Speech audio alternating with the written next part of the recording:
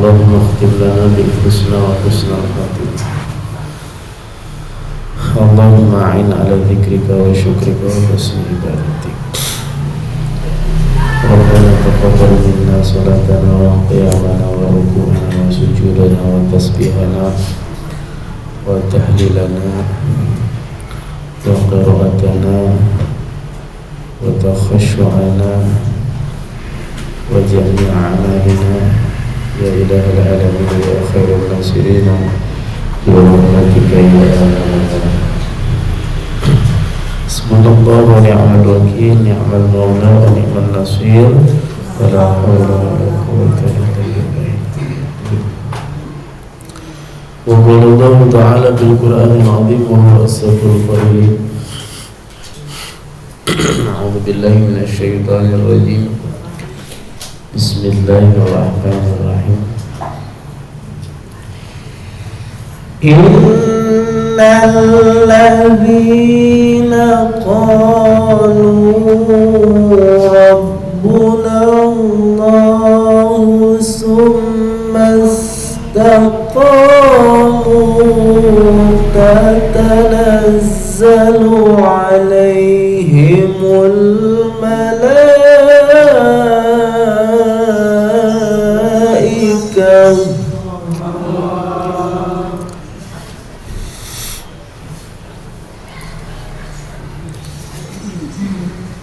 tatanazzalu alaihimul malaikatu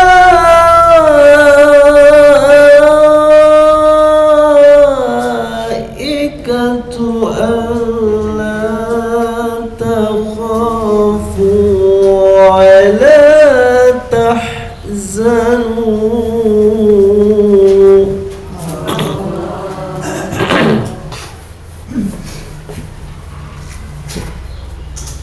ولا تحزنوا وأبشروا بالجنة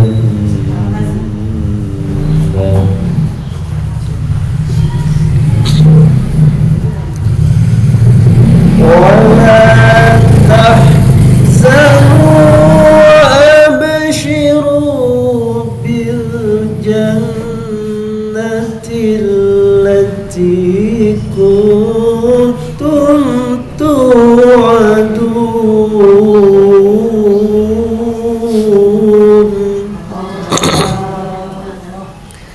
صدق الله العظيم وصدق الرسول النبي الكريم ونحن على ذلك من الشاهدين والشاكرين والحمد لله رب العالمين. لا إله إلا الله. لا إله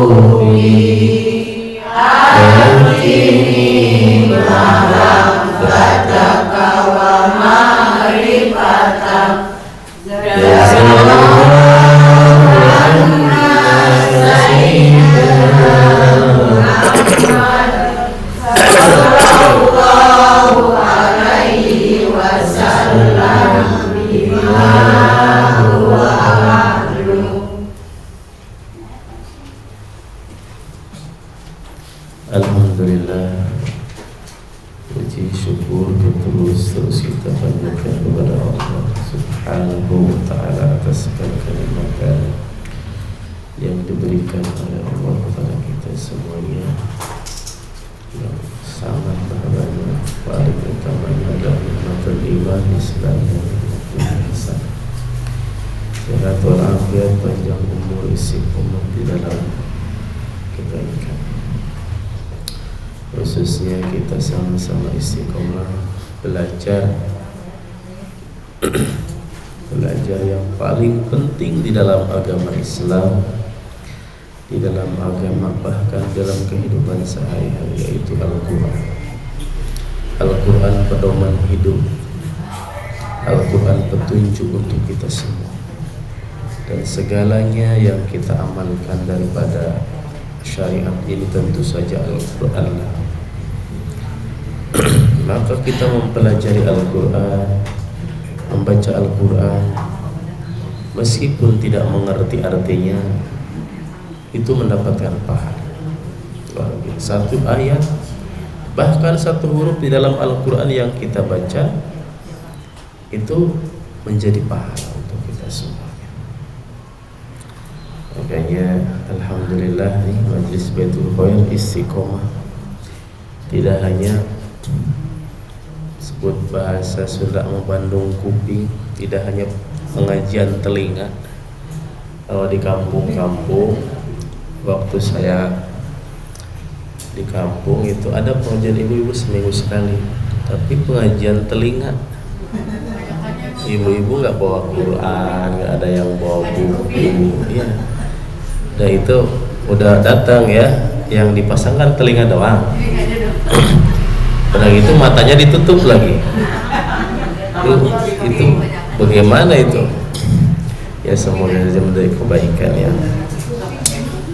Kadang-kadang itu sebut katanya pelor tuh, udah nempel langsung enggak tidur kan. Udah, tapi berarti tandain bahwa hidupnya bahagia. Kalau orang duduk langsung tidur itu berarti luar biasa, senang banget hidupnya.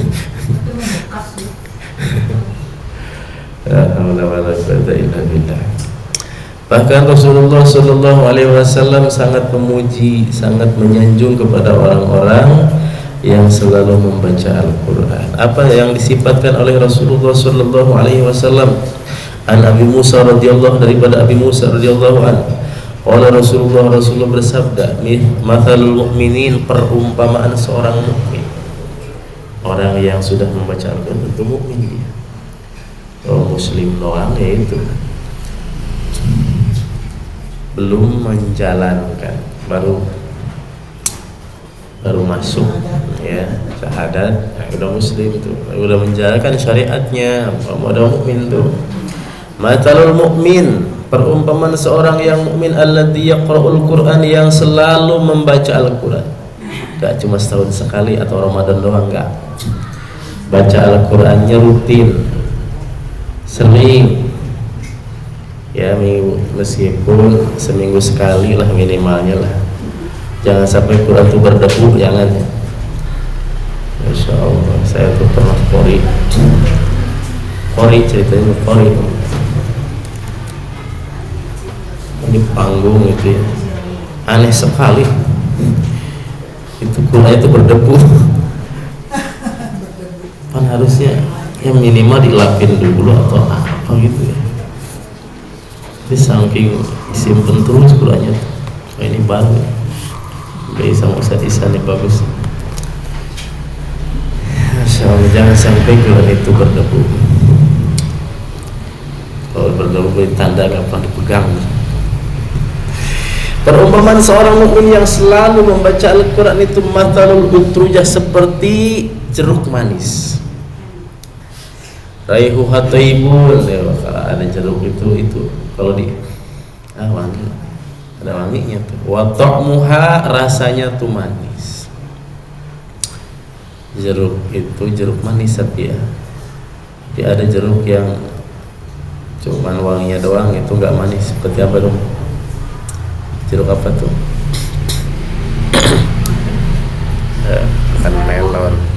Bukan melon apa? apa tuh namanya? Hah? Lemon ya. Itu asem banget. Nah ini utruja itu jeruk manis, jeruk yang doyan dimakan, yang 20.000 sekilo 18.000. Milih aja yang agak gerudus itu manis. Nah perumpamaan atau jeruk yang paling enak itu apa? Mandarin. Pokoknya itu kalau jeruk insya Allah wangi. Dan itulah perumpamaan Rasulullah SAW mengumpamakan seorang mukmin yang selalu membaca Al-Quran itu seperti jeruk manis. Apa? Wanginya bagus, raihuha thayyibun, wanginya wangi, baunya wangi, wa ta'muha, rasanya pun manis. Wa mathalul mu'min alladzi la yaqra'ul Qur'an, dan perumpamaan seorang mukmin yang tidak doyan ya baca Quran, paling kalau ada acara yasinan gitu ya, atau ya kepaksa dah orang-orang pada baca ya ikut baca ya, itu yang begitu apa itu perumpamaan orang mukmin yang tidak istiqomah atau jarang baca Quran gitu. Dia tetap kamathali tamroh, seperti buah kurma ya, seperti buah kurma, gak ada wangi-wanginya. Yang kurma kan nggak ada wangi-wanginya, tapi khulwun tetap dia manis ya, jadi hitam manis. Kurma itu apa merah tuh? Kurma itu merah tua manis. Wa mathalul munafiq, dan perumpamaan orang munafik. Kemarin sudah bahas tentang orang munafik selalu ada, dia yang suka cari mukanya dicari-cari. Alladzi yaqra'ul Qur'an, orang munafik yang baik. Kemarin sifat munafik berjanji ingkar, bicara dusta, berjanji ingkar, diamanati khianat. Kemudian kalau sholat malas, ya mau ibadah atau karena orang, karena riya, bukan karena Allah, karena manusia. Alladzi yaqra'ul Qur'an, tapi dia senang baca Quran. Orang munafik yang baca Quran, apa dia perumpamaan seperti bunga yang mana ya wangi, baunya wangi. Wata'muha, kalau dimakan itu pahit. Wata'muha, rasanya kalau dimakan pahit, nggak bisa dimakan kalau bunga. Wa mathalul munafik, dan perumpamaan orang-orang munafik alladzi la yaqra'ul Qur'an, orang munafik apalagi udah orang munafik nggak mau baca Quran lagi. Itu kamathalil hamdalah, seperti sayur pare enak tapi ya nggak ada wangi-wanginya, tapi rasanya pahit. Tapi pahit juga itu kalau dimakan enak. Ada yang doyan ibu pare, udah dipedesin lagi ya, pahit, ayo dimakan tuh. Katanya ini ada pahit-pahit yang lain.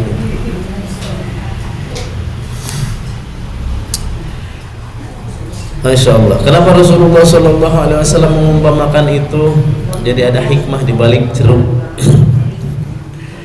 Rasulullah mengumpamakan orang yang selalu membaca Al-Quran dengan jeruk manis itu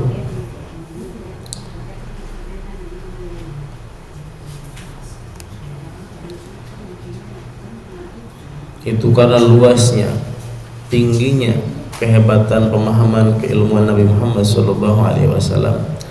Beliau mengumpamakan jeruk itu karena di antara fadilah jeruk itu mewangikan mulut ya. Biar mau ngobrol nih sama siapa, biar mulut nggak bau, makan dulu jeruk ya 5 atau 3, insya Allah wangi. Mungkin setelah itu aja tapi wanginya. Iya.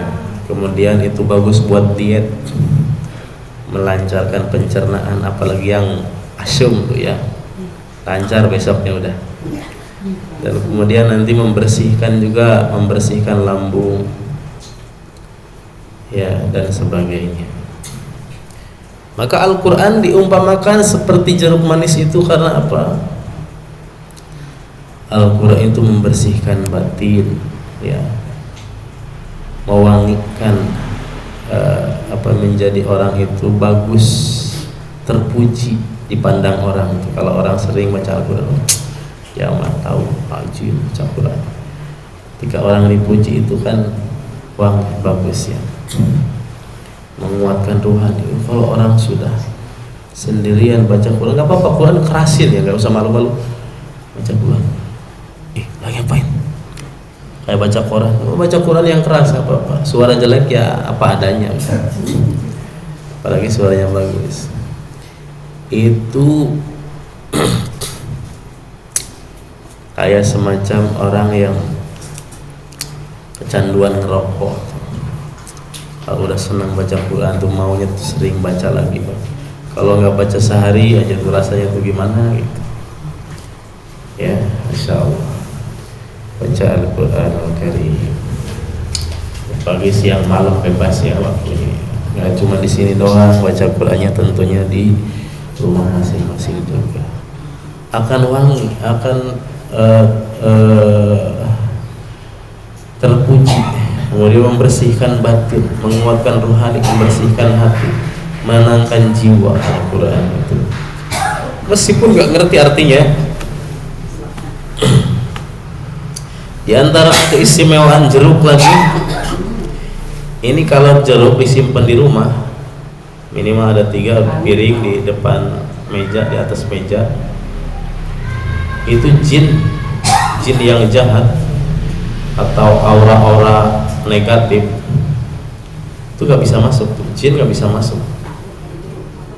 Makanya di rumah kalau meskipun gak senang ya biarin aja, mungkin kali-kali bisa dimakan tuh. Di piring ada 5 atau 3 jeruk. Jeruk juga punya kelebihan, dia awet meskipun gak dimasukin kulkas, bisa beberapa hari, nggak cepat busuk jeruk. Bahkan di antara penelitian menurut para ahli bahwa jeruk itu dapat menguatkan ingatan. Ya, kalau orang doyannya jeruk, dia nanti di usia tuanya enggak menjadi orang yang pikun, pokoknya enggak senang-senangin tuh jeruk.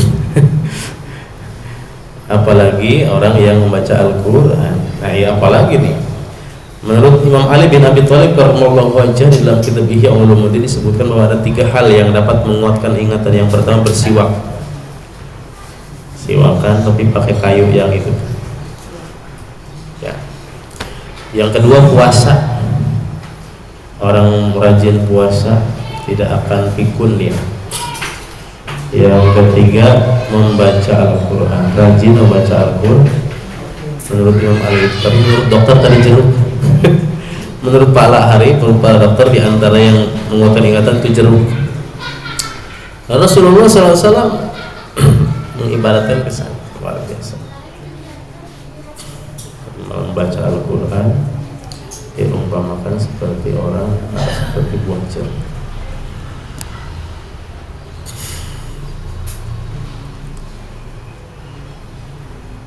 Itu ya. Makanya puji-pujian di dalam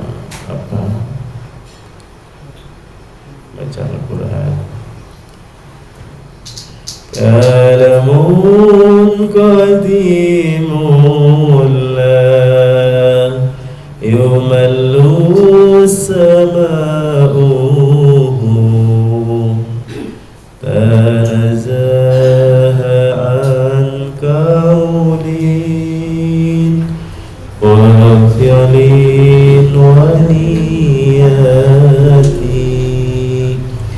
bihi astafi min kulli da'in wa nurun dalilun liqalbi 'in dan jahlin wa hayrati. Kalamun qadimun, Al-Quran adalah kalamullah yang qadim, sudah ada sebelum manusia diciptakan sudah ada dahulu. Berarti dawahannya Gusur Al-Quran qadim wahyu minul yawm.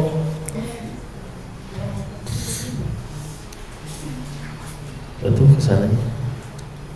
Iso ditulis, iso diwaca.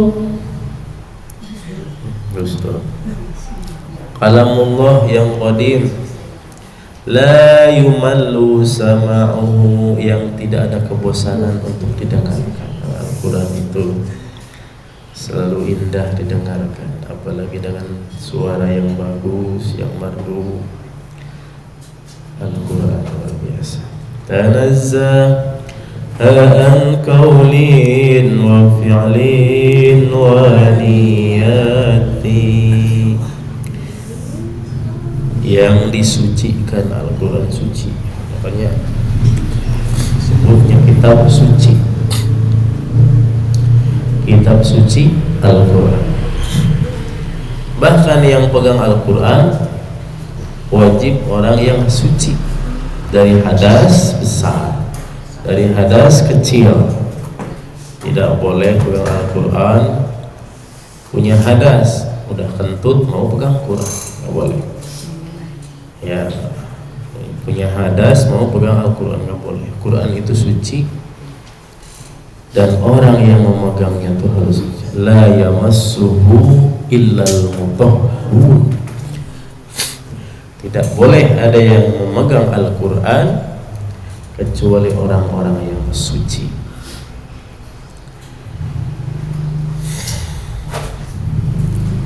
Dan ketika orang yang membacanya, Allah akan sucikan, akan perbaiki di dalam perbuatannya, niatnya, akan diberikan kebaikan di dalam kehidupan. Bihi astafi min kulli da'in wa nuruhu dalilun li qalbi inda jahlin wa hayrati. Dengan Al-Quran itu aku minta, ya Allah, kesembuhan dari segala macam penyakit, wa nuruhu, dan diberikan cahaya daripada Al-Quran. Wa nunazzilu minal Qur'ani ma huwa shifaa'u wa rahmatun lil mu'minin. Wa nunazzilu minal Qur'an, dan diturunkan Al-Quran ma huwa syifa, tidak ada syifa, obat hati, obat penyakit-penyakit, dengan keyakinan, dengan tekad, dengan betul-betul memohon kepada Allah dan mengambil keberkahan daripada membaca Al-Quran, segala macam penyakit sembuh. Punya anak sakit, bacain Yasin 3 kali, ya Allah, dengan keberkahan surat Yasin ini sembuhkan anakku. Diminumkan sama anaknya, insyaallah. Dengan cahaya dari lili qalbi inda jahlin wa hayrati, itu menjadi petunjuk hatiku ketika aku dalam kebodohan dan kebingungan. Al-Quran, apalagi kalau diresapi makna yang terkandung di dalamnya. Al-Quran dengan terjemah, bacanya nggak usah buru-buru, dihayati makna yang terkandung. Kadang-kadang Al-Quran itu memberikan petunjuk. Coba pusing, kalau lagi pusing, baca Al-Quran tapi yang ada terjemah, buka aja bagian mana aja pokoknya. Ibu coba buka bagian mana, nanti lihat ayatnya. Nanti lihat terjemahnya tuh, biasanya tuh nyambung dengan kehidupan kita. Oh begini, nanti di kita yang punya firasatnya, harusnya begini. Takwilnya ada petunjuk. Maksudnya, berarti saya itu harus begini. Itu keajaiban, bisa seperti itu. Kalau hatinya benar-benar bersih, benar-benar mengharap kepada Allah Subhanahu wa Ta'ala, petunjuk dengan Al-Quran. Ya, coba aja ya. Kalau nggak ngerti ya lihat terjemahnya. Meskipun nggak tepat-tepat amat, mungkin adalah yang nyambung dengan kehidupan kita itu ada. Al-Quran itu relevan dari zaman dahulu sampai sekarang, bahkan zaman yang akan datang. Ya Rabbi mati'ani bisirri hurufi bihi qalbi wa sam'i wa muklati. Wahai Tuhanku ya Allah, anugerahilah aku bisirri hurufi, dengan rahasia daripada huruf-huruf Al-Quran. Setiap huruf yang kita baca di dalam Al-Quran itu punya rahasia-rahasia tersendiri. Ya Allah, anugerahilah kita semuanya dengan sir rahasia yang terkandung di dalam huruf-huruf Al-Quran. Amin ya Allah ya Rabbal. Wa nawwir bihi qalbi, dan berilah cahaya di hati kami. Wa sam'i, berilah cahaya di pendengaran kami. Wa muqlati, dan berilah cahaya di mata kami berkahnya Al-Quran.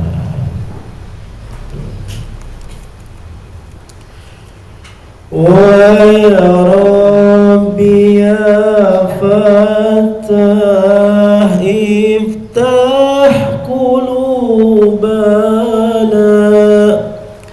wa fahim bihi qalbi uluma syari'ati